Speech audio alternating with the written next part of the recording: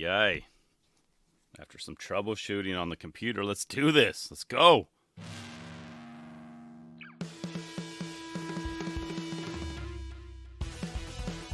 Welcome to the No Manga Podcast, a weekly show about all things skateboarding. My name's Rick Baden. Hope you're having an amazing week, summer, etc. You know, my kids have been away all week. They were at camp, and it was nice to get a little break for a change. You know, I didn't get much skating in this past week because the quote unquote honeydew list was off the charts. I mean, if you think about it, it's perpetual. It's never going to end, right? It was just insanity. We saw a window of opportunity and we took it. But I made it. We made it. Barely. But this was the first time the kids have been gone for that long and staying with people that they don't know. I mean, they had like one person, one of our friends' daughter went as well. So they kind of knew someone, but that was the first time without the parents, you know, but it was kind of strange, you know, seeing them the driveway on the bus. You know, you could tell which of the parents, you know, like us, were the first timers to do this. We're all waiting until the bus is out of sight, you know, taking the video and, you know, just like, oh wow, it's so cool. The regulars were already like skidding out of the parking lot, like, let's go, let's maximize our time. Let's go. Not us. So we were watching those buses just go turn down all the way out of sight. But I couldn't wait to hear all about it. You know, they had an amazing time. And maybe next year, my to-do list won't be as long. So I can possibly, I'm planting it now, to go on a skate trip or something during the week they're gone. Yes, I'm calling it now. But anyway, so as I mentioned at the very, very top, I don't know what the hell is going on my computer. My audio was all jacked up. Microphone wasn't working for some reason. I wear headphones because I like to hear my voice in my head to know that it's actually recording, just because that's what I got used to in radio. But nothing's working at the moment. I'm making it happen. I just want to let you know that behind the scenes, you know, things are flying off the handle back here, and I'm spinning all these plates, but I'm going to make it work. Don't you worry. It's all good. I've got this. You can follow along on social media at Rick Beta. That's RickBata. Or you can email the show, nomongopodcast@gmail.com. Either way, 24/7. Place is open. Check it. So let's see where to start. As I mentioned, you know, last week and just the next few months, right? There's so much that has been going on. So many videos are dropping. So many surprises. You know, I guess I'll start out with, so the X Games, you know, returned with live and in-person crowds. And even Tony Hawk, you know, was stating that they're, quote, running it back like old times, big crowds back in California. Vert skating was a definite highlight. Vert's never been gone, but Vert is gaining momentum as I speak. It is this crop of skaters. I mean, the average age of I think all the winners this past weekend was like, for at least the girls, was like 13. So the future's bright. The future is bright. But this time around, it was in Ventura, and I was actually considering to go, as I said, but you know, my kids, they were out of town, and the timing just didn't work out. You know, plus I was deciding, like, should I drive there? Should I fly there? And I just got too exhausted and just stayed home. I mean, honestly, which I think was for the better, you know, because I had a lot of stuff to handle this past weekend. But I did check out some of the footage, the events, and, you know, but I do have to say that being in Ventura, California, as part of the whole stoke that's down there with that, it would have been cool. So anyway, they had Brandon Graham on the mic as usual, and they even brought back Gary Rogers. You probably have heard of this guy. People either love his commentary or hate it. No in between. You know, and I actually enjoy what he brings to the game.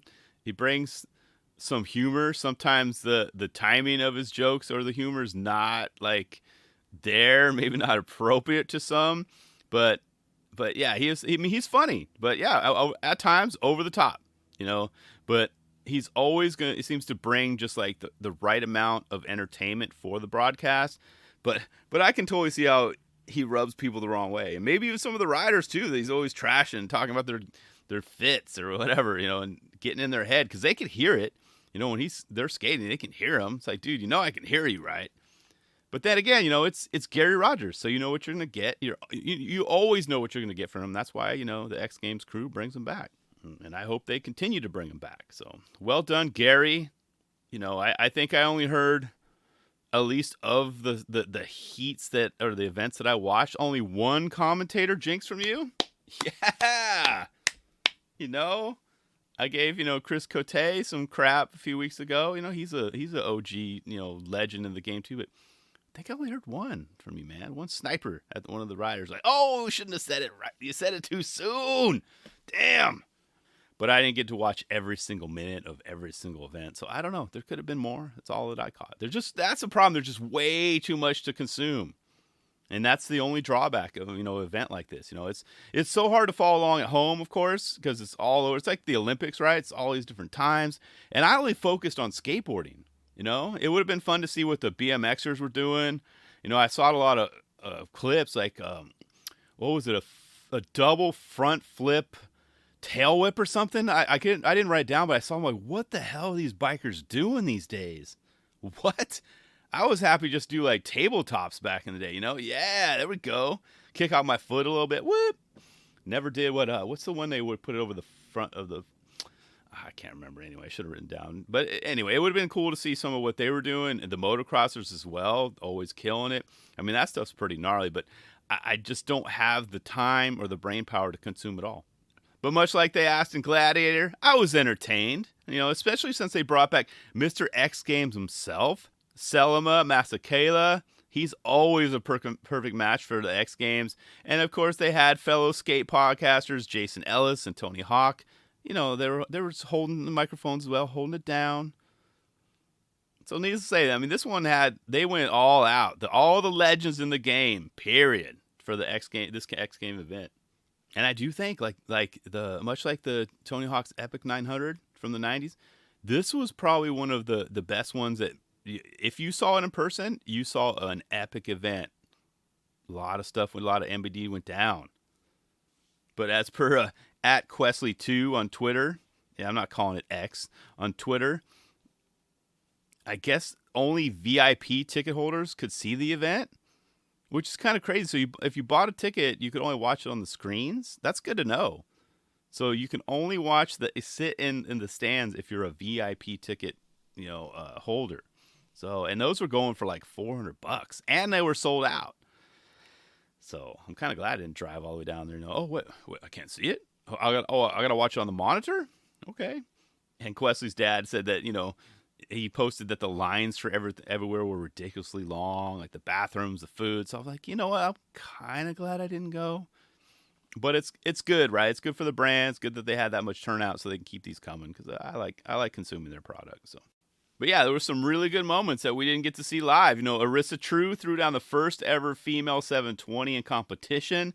That's right. I mean, she threw one down, a few weeks ago in the best trick, but that was after the buzzer, after the bell. So technically it didn't count. But yeah, first one ever in competition, and you could say we didn't see that coming, but we did. She's on the way up. Next up is a 9, right? Add that other little twist to it. You got it. Hell yeah, Arissa. I know you could do it. And I can already tell that she's one of those skaters I will never get tired of watching footage of, much like Lincoln Ueda, so good.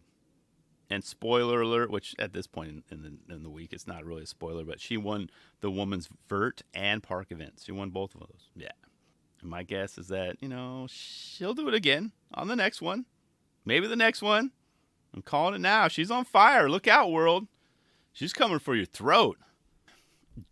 Speaking of eating, Jagger Eaton ate up the men's skate park in that event. Damn, dude.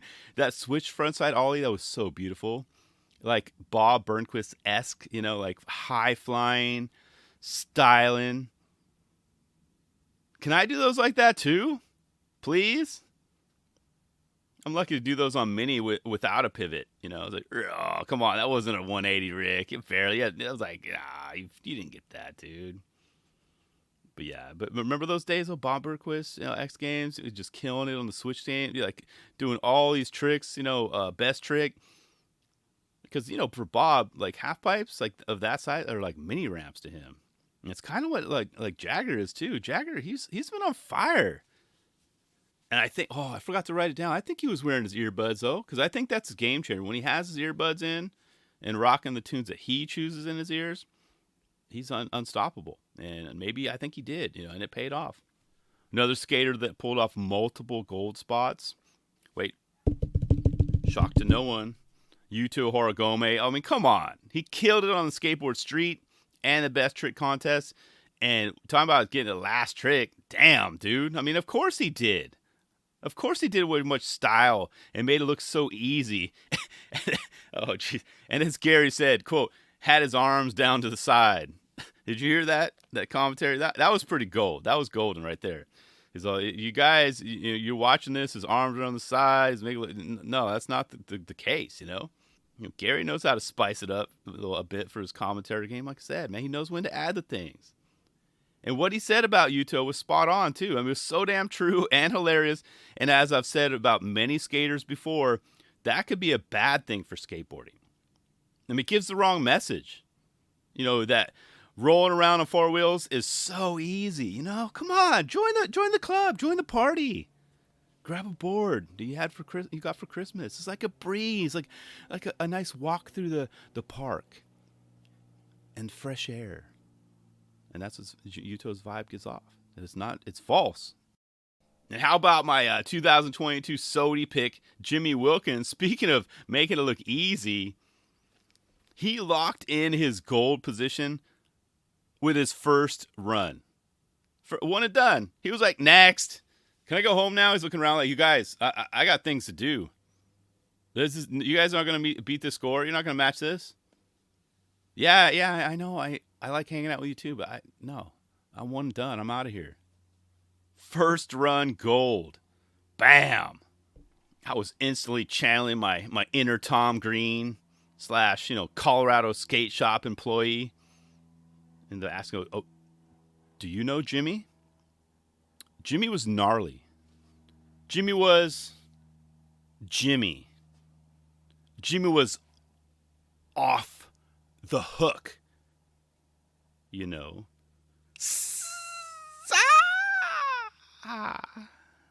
Jimmy was awesome, bro.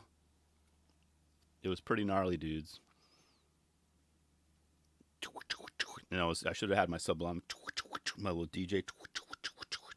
Those who know what I'm referencing there. But yeah, that's what I kept thinking about. Jimmy was gnarly. Wait, you said was? Yeah, the demo was yesterday. Saturday plus a day. Today's Sunday. Yeah, the demo was yesterday. But huge congrats to Jimmy Wilkins. Killing it as usual. And he too, as I said, he's almost bad for vert skating. Actually, he is bad. Have I added him to the list? I think I have. He's bad for vert skating. People think they can fly around like he does. Nope. No, you can't. No. Just walk up to the coping. Just look down. See if you get sweaty palms. If you get sweaty palms like me, you can't skate like that. Sorry. But I could go on and on about this event. If you watched it, you know what I'm talking about. You know who won. Very good competition. But those are just some highlights I had to mention. The average age of the girls on the girl side, so young, so bright. Jimmy Wilkins, of course. Yuto. I know there's a bunch of stuff I'm missing, but like I said, I didn't watch them all. I watched the key, of course, vert. I got your back, Tony. Hyping it up, man. But the best trick, and then of course the street style, street park on both the boys and the girls side. It was so good. So yeah, actually, hey, X Games. Now I think about it, how about you bring one back to San Francisco again soon? Well, let's make that magic happen, over here again. Hint, hint, wink, wink, wink, wink, and maybe I'll go. Maybe I'll dish out the $400 for the VIP section. I don't know. It'll give me time to save if you let me know in advance.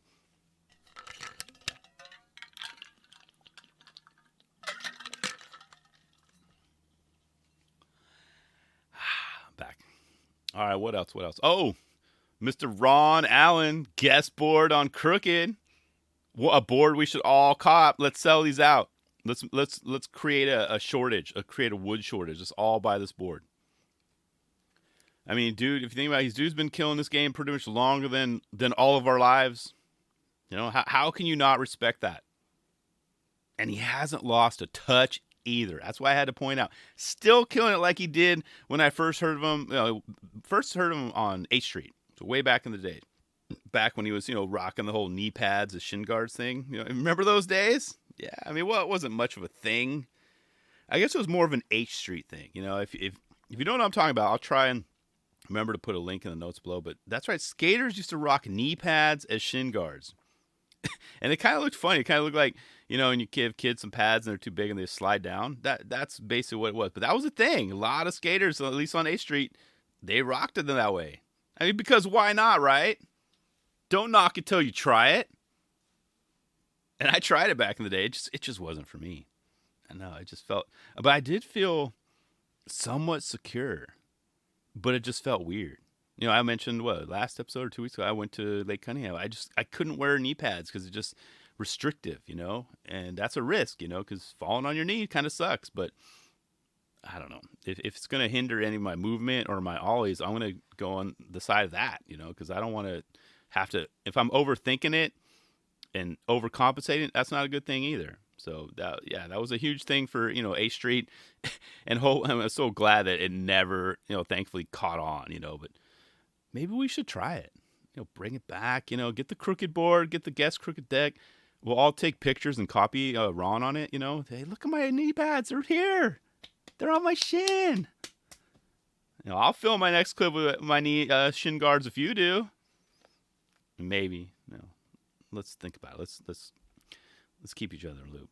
But in regards to the video, I loved how they opened it up with a line at the 3-stair at Embarcadero. And before you ask, no, Ted Barrow was not there. He was not on the scene during filming of this edit. He would have definitely filled Ron in and said, "Do you know who created those steps? You know who designed those steps, Ron? Do you know? But that line, it got me pumped up. The fact that he can still ollie that high at 60 years old is insane. I need to find out his secret, and fast. What is it? Oh, yeah. As I check my notes here, I'm so glad to see him bust out that late shove for me. Yeah, dude. Right at 110. And I know I've been on record here stating that I am going to relearn them by the time I was his age, And I think the last time I said that was when he was 58. So I'm actually pumped up that he just gave me a few years, because now I can stall him. You know what? I have until 60 to learn them. I'm just trying to keep up with Ron, so I have until 60 to relearn late shoves. So that gives me 12 years now. That's tons of time. Get my knee back in check, get that all healed up. I can do this. I've got this. I mean, it is on me. It's on me the pressure's all on me. So I got 12 years to learn this. So, but then again, now I think about it, if he does them at 70, what the hell am I going to do? What the hell am I going to do, man? I don't know, man. But thanks again, Ron. I needed that kick in the butt, I'll be just like you. I need to relearn them. And key thing, maintain them. Okay? However, I do have to mention one trick I probably won't be doing at his age. Pop shove late flips. Are you serious, dude? Seeing that equals mind blown. I've never landed those, but those are always a fun trick to try. If you haven't, try them. You have to try them on a bank or something. But yeah, you want to get kind of a little bit of a loft on your pop. But flat ground's hard. But yeah, I've never landed them. I had friends that could do them. But you make them, you make it look like I can do them. At 60. See, I almost said 70. At 60. And to throw that combo in for what you did for that ender, I was just like, damn! That's toady worthy right there. In fact, his edit is worthy of getting tossed around that acronym at the end of the year, right? Serious consideration, right? Don't even laugh. I know not one of you is laughing. You're nodding your head going, you know what? That's true. Ron winning SOTY at his age. Can you imagine? That would be one record that never gets broken. Although maybe, think about it. He's ramping up. Maybe by 70. He'll win SOTY by 70. He's got some stuff he's working on. But, quote, when you're 60 years of age, remember me. He said that. Talk about the ultimate mic drop moment. Just think about that for a second. I'm going to repeat it. When you're 60 years of age, remember me. What is he insinuating there? What is he saying? I mean, we will. Ron, we will. Except I have a feeling that we'll be doing more cussing than landing. You know, we're at a spot. We're just getting warmed up. We're like, dude, be like Ron. Be like Ron. Ah, freaking Ron. I hate you. Why do you have to skate so well into the late 60s and 70s? We're thinking of you. I mean, if I can only do a fraction of what you just did at 60, I will be a happy human. 12 years is going to come really fast, though, too. Oh, damn. And I know I'll probably hop on the mic here and talk about it, too. It might be around, episode 836 or so. But mark my words, I will. And I'll be sure to tag you on my late shove, too. You guys all see this. It might be before then. It might not. It might come down the wire to my 60th birthday. My kids will be like, Dad, what are you doing? I've got this. I've got it. Move out of the way. One more try. But I actually have to get them back now. I got to get my pop back, though. But I have no choice. It's on record. You did this to me, Ron. You did this, man. But real talk, though, you want to know why and how he's able to do what he's doing at his age? Just watch him right after he said that. After he said the whole remember me thing. Just look at his energy. Look at his smile. That smile. Nothing but positive vibes from him. Dude loves what he does, and you can tell he loves life. That's the secret, right? I asked about the secret earlier. Maybe that's it. Maybe I'm too negative. I mean, no, I'm definitely working on my positivity, but maybe I'm too negative on at times. That's the key right there. But I could feel his energy from just seeing that. When you're 60, think of me. Oh, we will. And what's insane, in 10 years, he's going to be saying that same exact thing, after his video for, maybe he'll do a guest board of Sci-Fi Fantasy or Jacuzzi Unlimited, And he'll be sure to remind us, when you're 70, remember me. And it'll go on and on. When you're 80, remember me. When you're a hundo, remember me. And he does a late shove. He's all, ha, have you done yours yet, Rick? But he'll be triple digits and still crushing it. And I'll be talking about it. Much respect, Ron. I'll put the link to the video in the notes below. I highly recommend. Get your knee pads ready. You want to know another skater who's been putting in the work and grinding the last few decades? And I'm shocked and reminded that he's only in his 30s, his early 30s, that is. Ryan Sheckler. We've all watched Ryan grow up before our eyes. And, I talked about Tom Green earlier because, I recently watched the Grind movie for one. But that movie still holds up. I still enjoy it. Sure, it has flaws, right? Most movies do. But I'm always entertained whenever I turn it on. So many great one-liners in there. And the cameo of, young Sheckler, too. And Shex is kind of a cocky and, attitude, little kid in that movie, You just kind of want to kick him. Like, what are you doing, man? You're being a little punk. But it's crazy that I'm still reminded how young he is. Honestly, it's for how long we've seen him. I thought he was in his 40s by now. He's not. He's just been killing it for so damn long. And it reminded me, too, what was that? Dang, I didn't even write it down, but I know I think I talked about him. I'm going to watch his, I know he hates the show. He tries not to bring it, but I'm going to watch his show. Ryan Sheckler.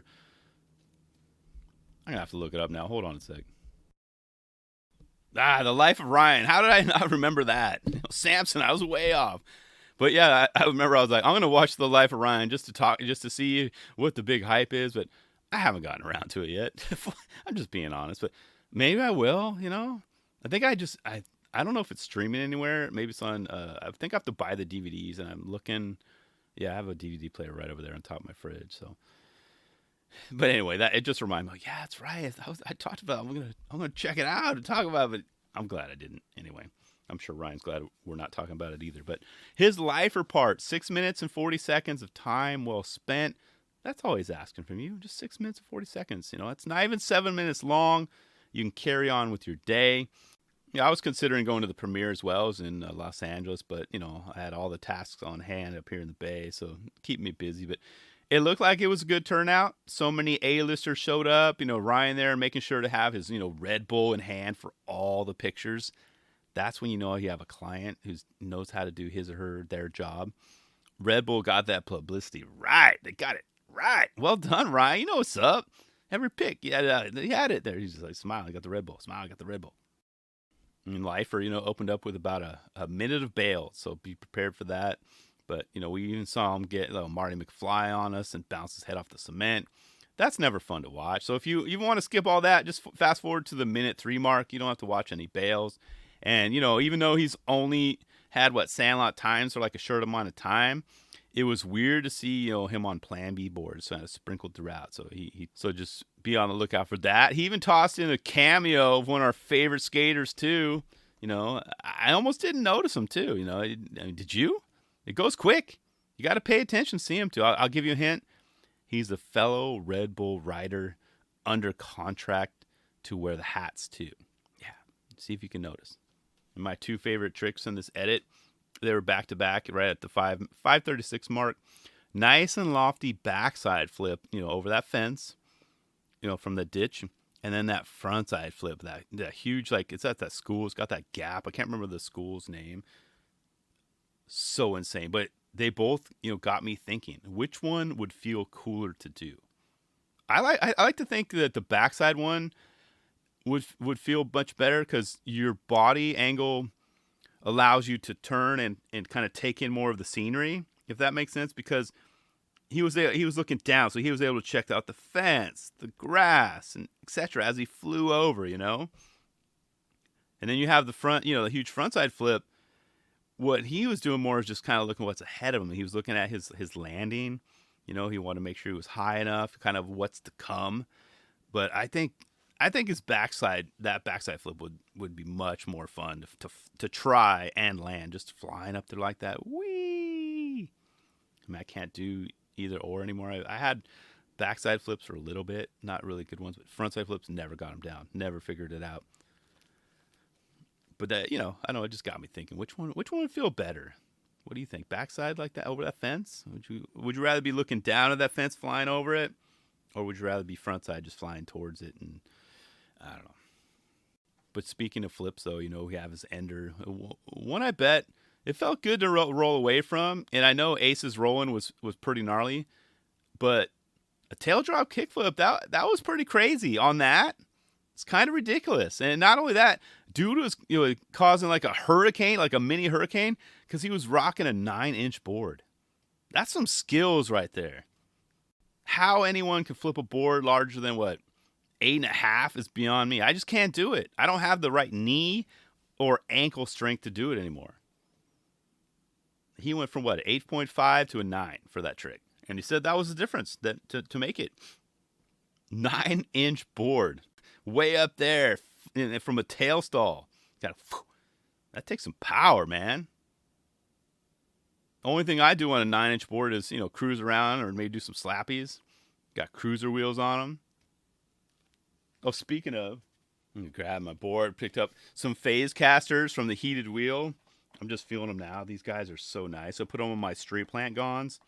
I got the red ones. If you follow me on Instagram, you've seen I posted this street plant gons a while back. But yeah, phase casters, heated wheel, highly recommend. Those are nice wheels for cruisers. Check them out. But back to the spot, though. I'm really curious about this one, though. Did he just shut that spot down? What else can be done there? Besides a kickflip into it, which I could see. Does Milton, Martinez still have the stones to do that? I think he does. But then again, I think that spot's done for a while, I think. I think Ryan, with that, he put a pause on that. Put a pause on that nonsense. People aren't going to go there for a while. But then again, time will tell, I guess there's supposed to be a Ryan Sheckler documentary to complement, the video part. But I've yet to see or know if it dropped yet. I'll be tuning in for that. But yeah, is that spot done? I at least for a while, right? Like, what's next? Unless outside of a kickflip into it, which is that's insane. So yeah, shout out to Ryan Sheckler, man. That was awesome. Way to kill it. And finally, let me get another sip of water. Talking a lot today, huh? Tyshawn Jones. was, recently seen ollieing over a $5 million Ferrari. Many of us just call that, yeah, that's Wednesday to me, Rick. Yeah, what else you got? It's fine. Don't worry though, I won't put a dent in the car. Yeah, I got this. How about I clear it on my first attempt? Is that how it went down? Did he make it first try? I mean, I don't know how many attempts he had, but clearing that the way he did, it feels like he did. I mean, I don't know. All I do know is that if Gifted Hater attempts to dissect and tear this one apart, he might be fighting a battle that he can't win. That might be the end of Gifted Hater. If he tries to come at this one, he'd be like, oh, the angle, it just didn't work because, the seat and then the seat cushion, the headrest. And if he would have gone this way and the steering wheel was like 3 millimeters this way, so technically it didn't go all the way over the car. I don't know. If he comes at him for this one, it's over. But it'd be entertaining. I'm not ruling it out.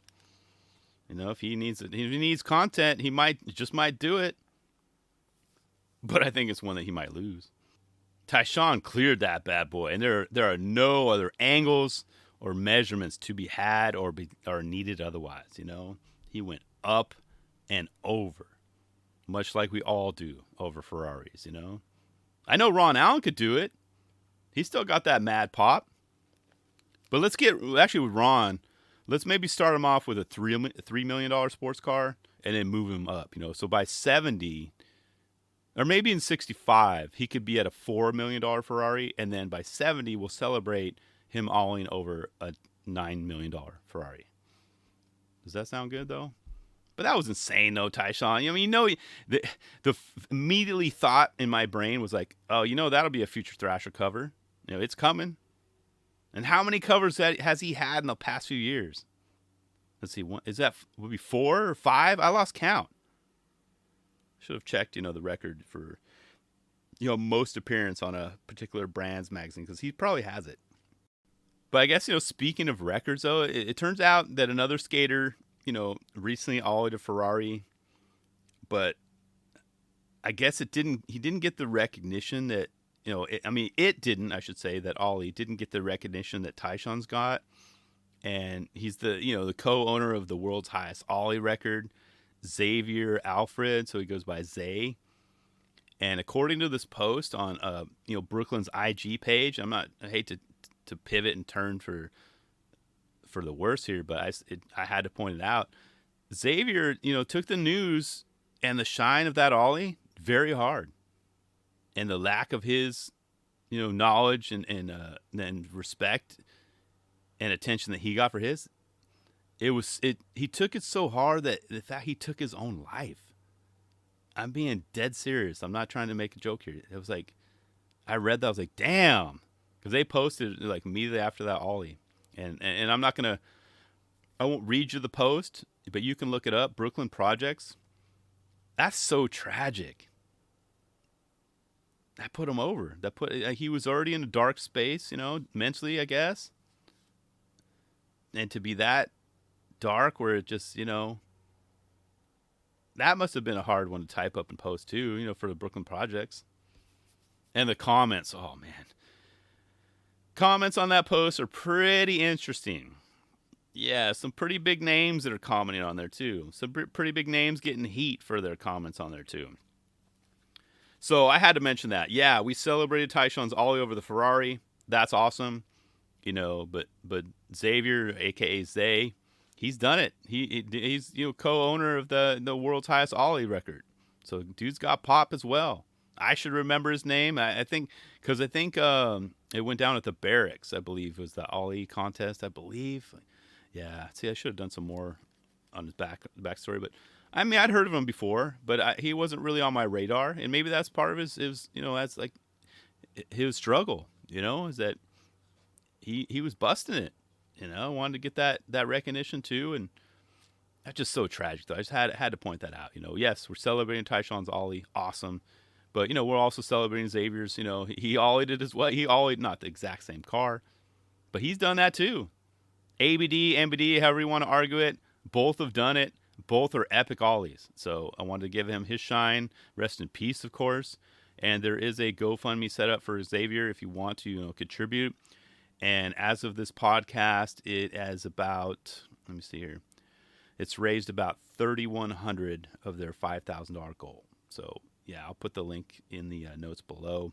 You know, as I said, RIP to Xavier. So tragic though. But that's all I got for this week, you guys. And I think with my son's new soccer schedule, it's probably going to be Sunday again. I'll try to get these out because, yeah, he's got practice now Tuesday, Wednesday, Thursdays, right in the middle of the week. So we'll see. But, yeah, if you just subscribe, you'll see a little notification pop up. Boom. Oh, Rick's got a new episode. It's that easy because I'm getting these out whenever I can, squeezing the time every week. But I still love doing it, so that's why I make time for it. Thanks, guys.